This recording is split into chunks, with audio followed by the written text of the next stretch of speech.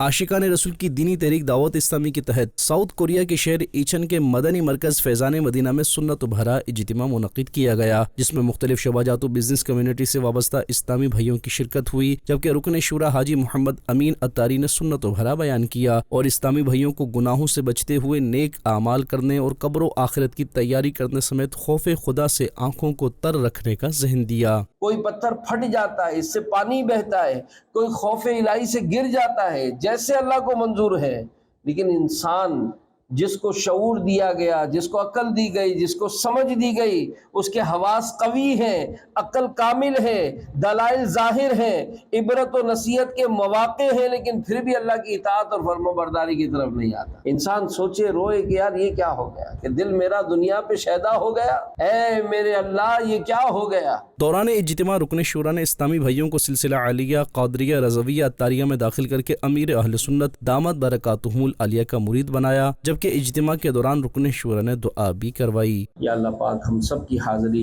اپنی بارگاہ میں قبول فرما، غفلتوں سے درگزر فرما، ہماری بے باکیوں سے درگزر فرما، جو تکلیف میں ان کی تکلیفوں کو دور فرما دے۔ اختتام پر صلاۃ و سلام پڑھا گیا۔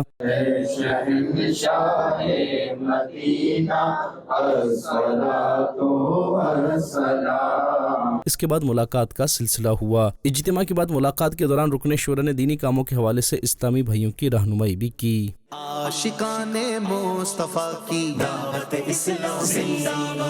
دین ہے سب کو سکھاتی، دعوت اسلامی